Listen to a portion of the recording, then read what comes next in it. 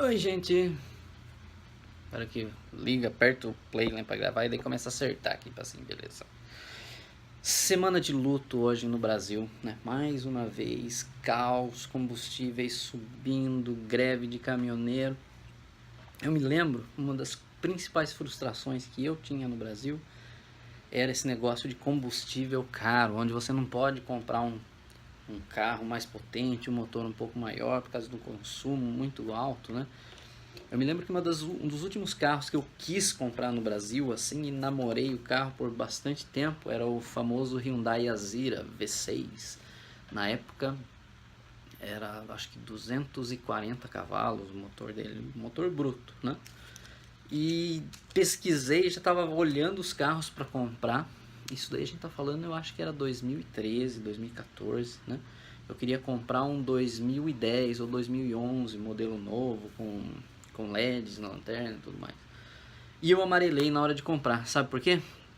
O consumo do carro era muito grande, ele fazia algo perto de 6, 7, né? Tipo, se você rodar com o pé muito de levinho, 8 km por litro e o preço da gasolina disparado, né?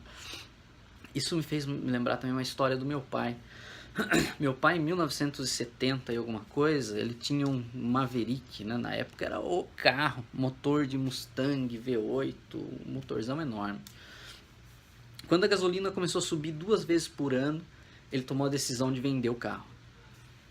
E foi para um V6. A gasolina continuou subindo 2 vezes no ano, ele falou, não dá, foi para um 4 cilindros. Aí o 4 cilindros ele falou que o carro era muito ruim, era fraco o peso do carro e tal, e teve que ir para um carro menor, mais econômico, porque aquilo estava muito pesando no orçamento dele. Então, uma das coisas, né, que para mim foi bastante pesado em tomar essa decisão de vir para cá é como é que o Brasil é montado em relação a essa coisa de combustível, né? Onde o governo faz as dívidas, a má administração, toda a corrupção, aquilo que todo mundo já sabe, e como é que ele precisa, como é que ele tem dinheiro para ele continuar equilibrando as contas, né? É imposto, e uma das coisas mais fáceis, o dinheiro fácil para o governo é ele ir nessas empresas estatais aí, tipo a Petrobras, onde ele é dono da metade da empresa lá, e aumentar, e ele ganha também, né, imposto. Qual que é a solução para esse problema do Brasil, né? A solução ela já foi implementada parcialmente alguns anos atrás, funcionou muito bem. A gente teve um período menos crítico, né? O que foi? Os carros brasileiros, quase todos, hoje em dia eles são flex, você tem álcool, né? Então, tipo assim, você consegue produzir combustível. Como é que funciona você produzir combustível? Se você quer produzir um excesso de demanda para fazer o preço cair, a lei mais básica de economia é isso, gente, oferta e demanda. Você quer fazer preço de combustível cair? Planta cana, planta mais cana aí, tipo, produz álcool, gera um excesso de combustível, o preço vai cair. O governo tem interesse em fazer o preço do combustível cair? Não. O preço do combustível subir não é consequência, gente. Muita gente pensa isso. Ah, não, tem que subir porque o governo Dilma ele segurou os aumentos, tudo, né? Eu estava pesquisando esse assunto e bastante gente vai para essa mesma ladainha. Essa é a cortina de fumaça, né, para cobrir esse problema. Como é que funciona? Combustível, ele é um negócio que ele é um tipo de produto que não admite muito elasticidade de mercado. O que é elasticidade de mercado? Funciona assim: você deixa mais caro, o mercado consome menos. Você deixa mais barato, o mercado consome mais. Para combustível não é muito assim. Quando pensa em você, o seu padrão de consumo, você usa quanto de dinheiro para abastecer o seu carro e quanto desse dinheiro você gasta abastecendo o carro para passear e quanto você gasta para trabalhar. Você vai ver que você vai 5 dias da semana, 6 dias da semana para trabalhar, para a escola e tudo mais. Se subir o combustível, se tiver chovendo, se qualquer coisa que aconteça, o seu consumo vai se manter. Você vai continuar trabalhando, você vai continuar estudando, você vai continuar se locomovendo. Então, para você economizar combustível, você vai deixar, digamos assim, de passear mais de carro em lugares mais perto e menos, né, menos longe. Ok, mas esse passeio não é o grosso do consumo do seu combustível. Então, se sobe bastante o preço dele, a verdade é essa, você vai pagar muito mais caro, você não tem muito recurso para conseguir recuperar essa mãozada que o governo vai dar no seu bolso, né? Fazendo um exemplo aqui, né, em números do governo. Vamos imaginar que o consumo de combustível do Brasil é um faturamento de 100, vai gerar uma receita de 100, certo? Desses 100, metade disso, né, grosseiramente, é imposto. Então vamos imaginar que cinquentinha, né, que pode ser tanto 50% quanto 50%, vai direto para o governo para pagar as contas lá e tudo mais. Se o governo pegar e produzir mais álcool para substituir, ele vai mudar essa demanda aqui? Não vai. Se ele oferecer mais combustível no mercado, o preço vai cair, mas o padrão de consumo vai ser o mesmo. Então, ao invés de faturar 100 e ganhar 50, ele vai passar a faturar 90 e ganhar 45. Né? Então, tipo assim, se o governo fizer o preço do combustível cair, ele arrecada menos imposto, ele arrecada menos dinheiro. O único jeito de ele fazer mais dinheiro é ele subir o preço do combustível na bomba. Porque quando ele faz isso hoje, amanhã já está caindo mais dinheiro nos cofres públicos e tudo mais. Então, toda essa justificativa, essa história que se vende para subir e tudo mais, é para fazer mais dinheiro no caixa das contas públicas, né? O problema é que todo mundo explora isso daí. O governo toma essa ação, né?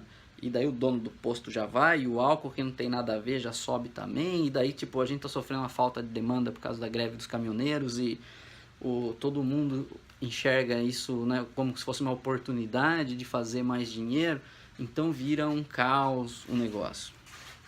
Como é que resolve isso?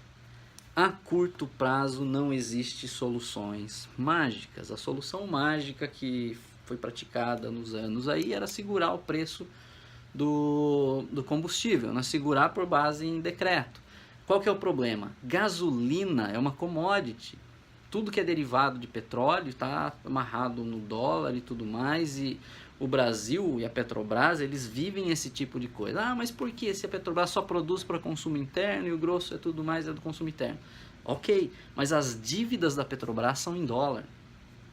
Eu já fui uma das empresas, acho que eu ganhei mais dinheiro com ações é a Petrobras. Por quê? Entendendo essa dinâmica de mercado, é igual pular corda. Você sabe a hora de entrar e você sabe a hora de sair. Então, tipo assim, existe oportunidade de se fazer dinheiro, entendendo um pouco dessa dinâmica de mercado e correlação com o dólar e problemas políticos e tudo mais.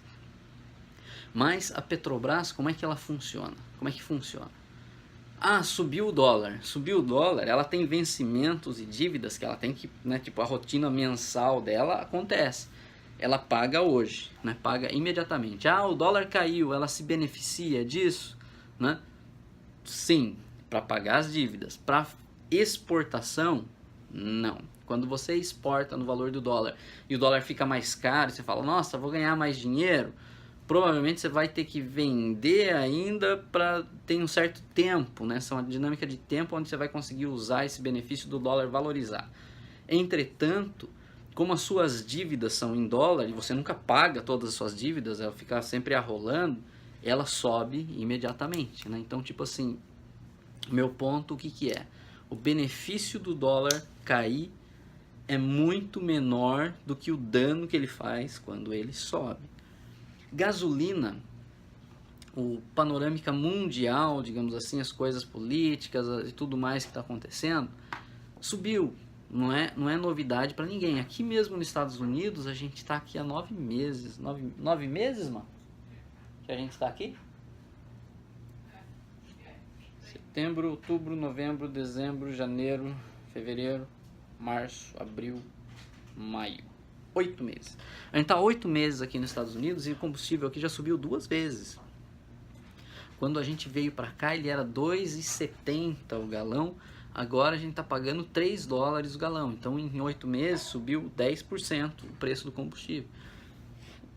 aqui o impacto é bem menor, né, do que no Brasil, mas tipo assim, essa subida do combustível é uma coisa praticamente mundial. Qual que é o problema? O Brasil poderia estar muito menos ligado aos combustíveis derivados de petróleo. A gente tem álcool, gente. E álcool é todo interno, você planta no seu quintal para você comer. Imagina, vamos fazer uma adaptação. Você tem uma horta na sua casa e você come daquilo que você planta na horta ali para fazer a sua salada. Então você tem lá couve, alface, tomate, pepino, todas as suas coisinhas. Aí o cara da quitanda lá fala: ih, meu Deus, caiu, né, um temporal lá no Rio Grande do Sul, a gente traz tudo do Rio Grande do Sul, ficou tudo mais caro. Qual que é o peso disso no seu orçamento? Zero, você consome da sua hortinha, né? O álcool pode ser a horta do Brasil. Produz álcool para consumo interno, você regula isso, você controla a economia, você não tem tanto. Qual que é o problema? O governo não vai ter justificativa para estar subindo o combustível, porque como a gente viu aqui na continha, lembra? O único jeito de ele fazer mais dinheiro é subindo o preço do combustível. Ele não pode subir mais imposto que todo mundo sobe na parede. Mas se está subindo o combustível lá fora, no mundo inteiro, ele pega o gancho, sobe o preço do combustível, ele faz mais dinheiro. Porque não tem tanta elasticidade. Se ele deixar mais barato, ele não vai ganhar mais dinheiro, porque ele vai aumentar a quantidade, entendeu? Então, tipo assim, o preço da gasolina caiu, o governo arrecada menos dinheiro. Isso é a última coisa que ele quer fazer. E daí é o governo que vai fazer a paralisação e vai subir na parede, vai trancar as ruas. A gente não vai ver isso, porque o poder está todo na mão dele. Então, voltando para a conclusão, quer depender menos de gasolina? Foca no álcool. Se você tá aí, você quer fazer a sua ação, seu carro já é flex, faça um pacto, você não põe uma gota mais de gasolina no meu carro. O que vai acontecer? O álcool provavelmente vai ficar um pouco mais caro, oferta e demanda, lembra? Por outro lado, forçosamente não vai ter justificativa também de consumo de gasolina, e o preço do petróleo, tudo está amarrado na economia do petróleo, é para cair. É uma lei simples de mercado, oferta e demanda. Sobe o preço do álcool um pouco mais, mas o preço do combustível cai.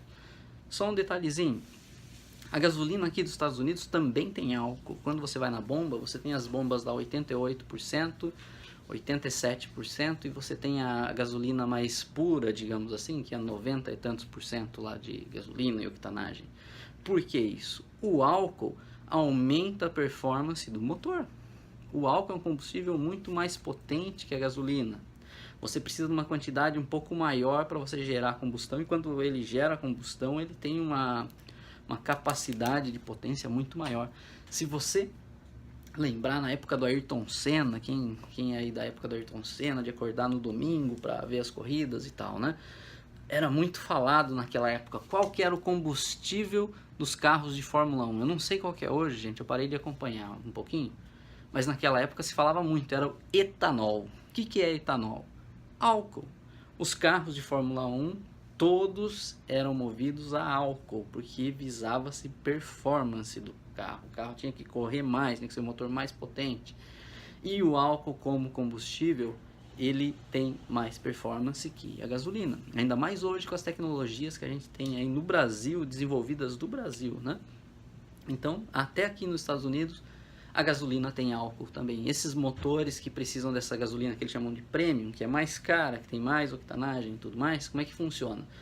Esses motores, eles são projetados e concebidos para operar com esse tipo de combustível. Então não é uma coisa, nossa, ela é melhor, porque não é, né? A diferença é que esse tipo de combustível, esses carros geralmente, eles são concebidos para rodar na Europa, né? Tipo Alemanha, Inglaterra, e esse povo não tem terra para plantar cana e fazer álcool. Então, tipo assim, é uma coisa de concepção e de projeto.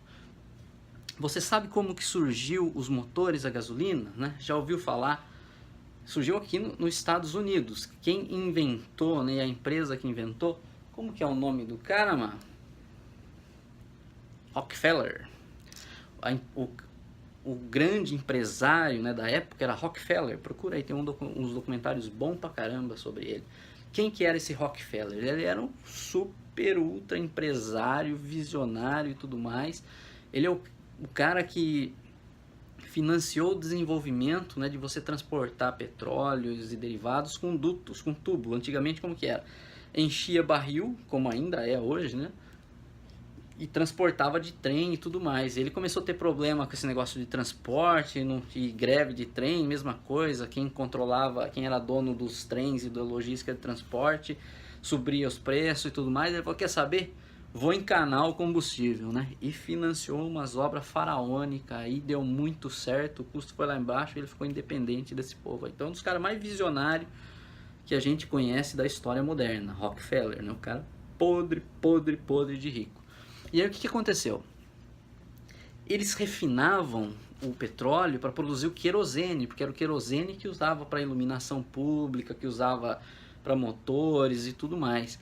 E daí, como subproduto do querosene, eles tinham a gasolina. A gasolina ela era como um rejeito do processo de produção do querosene. E daí ele falou, meu, mas tem muito rejeito. E sabe o que o pessoal fazia com a gasolina?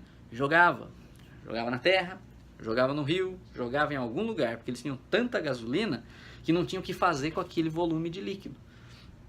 Aí o que o Rockefeller pegou? Pegou lá uns engenheiros da época e falou assim, ó, tem os motores, né, fabris industriais aqui, eu preciso que vocês desenvolvam motores a combustão que funciona com esse combustível que a gente está jogando fora, porque daí a gente vai usar como combustível aquilo que hoje pra gente é lixo, né?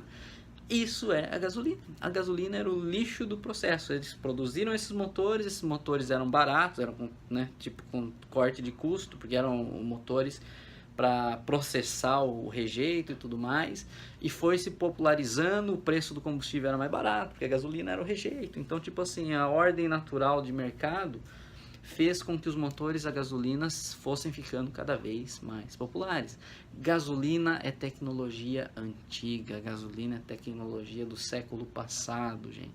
Álcool é tecnologia moderna. Quer dar um golpe a mais aí nessa economia de petróleo, né? Carros híbridos e carros elétricos, veículos elétricos, bicicleta, qualquer coisa, qualquer alternativa que você consiga encontrar a gasolina para você implementar na sua rotina, na sua dependência, eu penso que é válida. Eu penso que você está antecipando um futuro que vai chegar muito próximo. Aqui nos Estados Unidos, todas as linhas de carro, quase, o que você considera um carro opcional? Um carro híbrido, né? Obviamente não é tão popular aqui porque o americano gosta de motor grande, aqui o combustível não é tão problema assim, né? Então você consegue contornar vários problemas. Aí o pessoal fala, mas o carro a gasolina polui. Tá, hoje em dia polui menos, você tem catalisador, você tem órgãos regulatórios, isso daí, né? Então, qual que é o problema? Se você vai pro carro híbrido, você consome menos combustível, você gasta menos dinheiro com gasolina, né? Comparativamente falando, por exemplo, um carro híbrido aqui faz 44 milhas por litro fácil. O mesmo carro, se não for híbrido, vai fazer 20, 22, 23. Então, tipo assim, é o dobro de eficiência. É popular aqui? Não, porque a gasolina não é tão pesada, né? Mas você já pode começar a se inteirar um pouco mais dessa informação e numa primeira oportunidade, né, fazer o seu papel importante aí para ajudar a economia, né, do Brasil e tudo mais, né? Abraço para vocês aí, fiquem com Deus. Tchau, tchau.